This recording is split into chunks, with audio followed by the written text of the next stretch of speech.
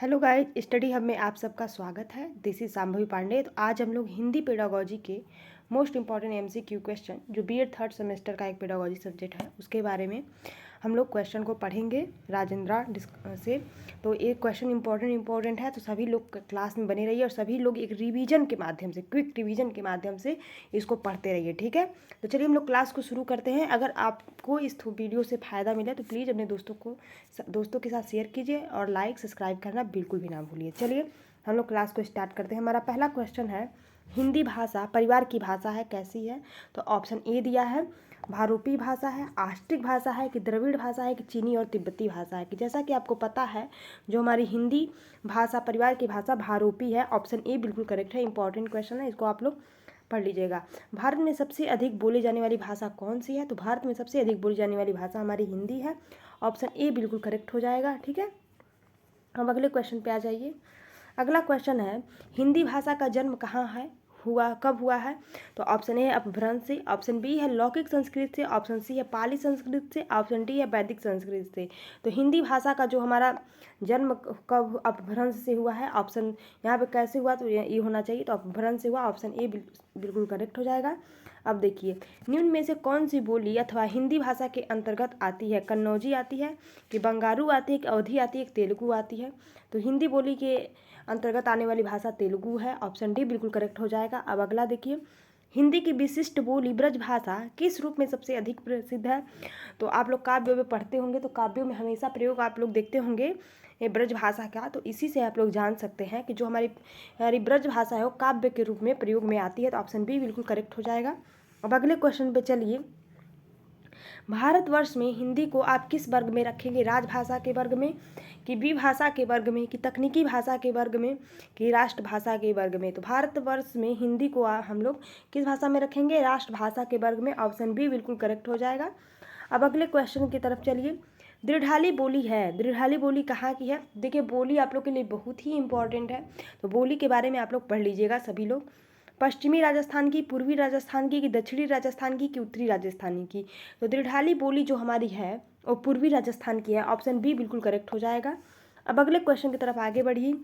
ब्रज बोली नाम से जानी जाती है पंजाबी से, मराठी से, कि गुजराती से, कि पुरानी बंगला से?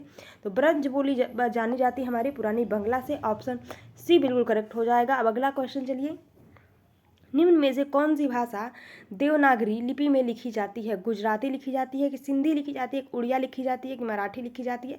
तो देवनागरी लिपि में लिखी जाती है हमारी मराठी भाषा। तो ऑप्शन बी बिल्कुल करेक्ट हो जाएगा, ठीक है, ऑप्शन बी। अब अगले क्वेश्चन की तरफ आगे बढ़िए। निम्न में से कौन सी भाषा संस्कृत भाषा की अपभ्रंश है? खड़ी बोली है, कि अवधी है, कि ब्रज भाषा है, कि पाली है? तो हमारी संस्कृत भाषा की जो अपभ्रंश भाषा है वो पाली है, ठीक है, ऑप्शन बी बिल्कुल करेक्ट हो जाएगा, ठीक है। अब अगले क्वेश्चन की तरफ आगे बढ़िए। अधिकतर भारतीय भाषाओं का विकास किस लिपि में हुआ है? तो क्वेश्चन है हमारा, अधिकतर भारतीय भाषाओं का विकास किस लिपि में हुआ है? तो ऑप्शन ए है ब्राह्मी लिपि, ऑप्शन बी है कुटिल लिपि, ऑप्शन सी है खरोष्टी लिपि, ऑप्शन डी है शारदा लिपि। तो अधिकतर भारतीय भाषाओं का विकास हमारा जो लिपि हुआ है वो ब्राह्मी लिपि में हुआ है। ऑप्शन ए बिल्कुल करेक्ट हो जाएगा, ठीक है। तो इसको आप लोग याद रखिएगा, इंपॉर्टेंट क्वेश्चन है। हिंदी भाषा किस लिपि में लिखी जाती है?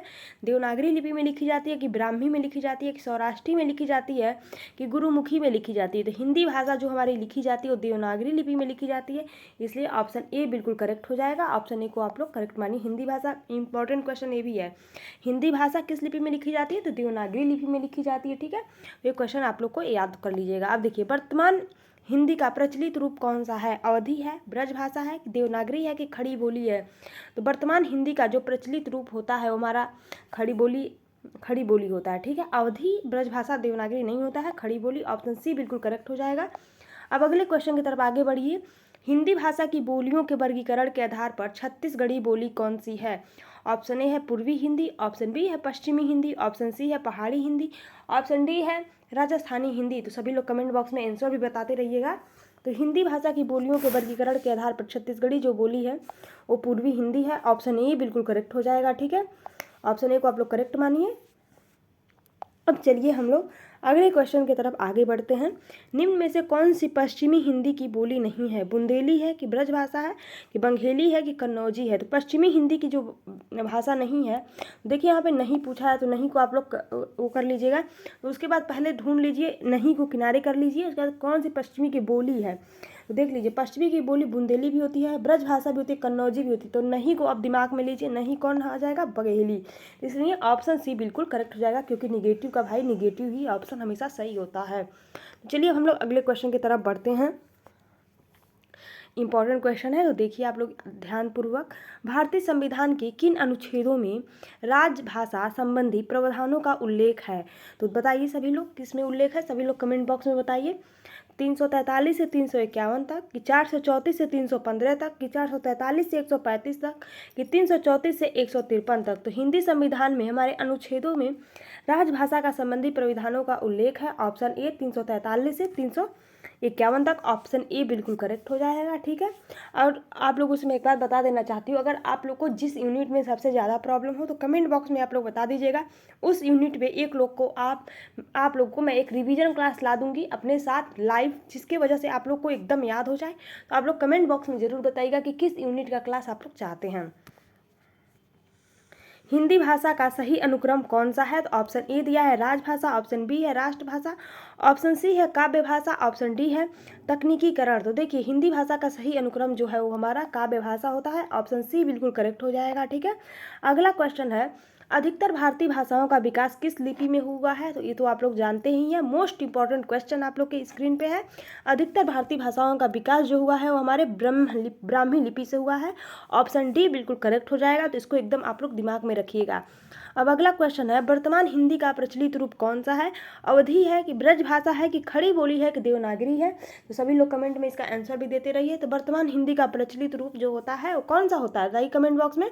तो वर्तमान हिंदी का रूप जो होता है वो खड़ी बोली होता है। ऑप्शन सी बिल्कुल करेक्ट हो जाएगा। ठीक है, अब अगले क्वेश्चन की तरफ आगे बढ़िए। हिंदी भाषा की बोलियों के वर्गीकरण के आधार पर छत्तीसगढ़ी बोली कौन सी है? ऑप्शन ए है पूर्वी हिंदी, ऑप्शन बी है पश्चिमी हिंदी, ऑप्शन सी है पहाड़ी हिंदी, ऑप्शन डी है राजस्थानी हिंदी। हिंदी भाषा की बोलियों के वर्गीकरण के आधार पर छत्तीसगढ़ी बोली कौन सी है? तो ऑप्शन ए बिल्कुल करेक्ट हो जाएगा, पूर्वी हिंदी।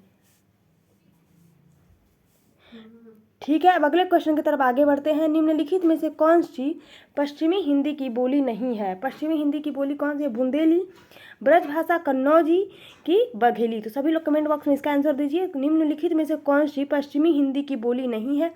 तो पश्चिमी हिंदी की बोली जो बघेली है, ऑप्शन डी बिल्कुल करेक्ट हो जाएगा, बघेली नहीं है। अब चलिए अगले क्वेश्चन की तरफ आगे बढ़िए। भारतीय संविधान के किस अनुच्छेदों में राजभाषा संबंधी प्रावधानों का उल्लेख है? तो प्रावधानों का उल्लेख किस में है? तो बताइए। तो आप लोग को ये पहले क्वेश्चन रिपीटेड है, तो इसको तो आप लोग को एकदम याद कर लीजिए। 343 से 351 तक भारतीय संविधान के अनुच्छेदों में राजभाषा संबंधी प्रावधानों का उल्लेख है। ऑप्शन ए बिल्कुल करेक्ट हो जाएगा। सभी लोग इसको कमेंट बॉक्स में भी बता दीजिएगा ताकि आप लोग को सभी लोग को याद हो जाए। अब देखिए अगला क्वेश्चन नंबर 36, हिंदी भाषा के विकास का सही अनुक्रम कौन सा है? तो पाली प्रकृत अपभ्रंश हिंदी, कि प्रकृत अपभ्रंश हिंदी पाली, कि अपभ्रंश पाली प्रकृति हिंदी, कि हिंदी पाली अपभ्रंश प्राकृति? तो हिंदी भाषा का सही अनुक्रम है पाली प्रकृति अपभ्रंश और हिंदी। ऑप्शन ए बिल्कुल करेक्ट हो जाएगा। ठीक है, ऐसे आप लोग याद करिए, पाली PPACAH। ठीक है, ऐसे याद करिए, पाली प्रकृति अपभ्रंश हिंदी। ठीक है, पहले पाली फिर प्रकृति फिर अपभ्रंश फिर हिंदी। ठीक है, ऐसे आई होप कि आप लोग को याद हो गया होगा। अब चलिए हम लोग अगले क्वेश्चन की तरफ आगे बढ़ते हैं। व्यक्ति द्वारा विभिन्न रूपों में बरती जाने वाली भाषा को भाषा के विज्ञानियों के स्थूल रूप से बताइए। तो सामान्य भाषा है, प्रयोजन मूलक है? तो देखिए दोनों ऑप्शन सही है, इसलिए सामान्य भाषा भी सही है, प्रयोजन मूलक भी सही है, इसलिए ए और बी दोनों। ऑप्शन सी बिल्कुल करेक्ट हो जाएगा। अब अगले क्वेश्चन के पे चलिए आगे बढ़िए। देखिए अगला क्वेश्चन आ गया हमारे स्क्रीन पे।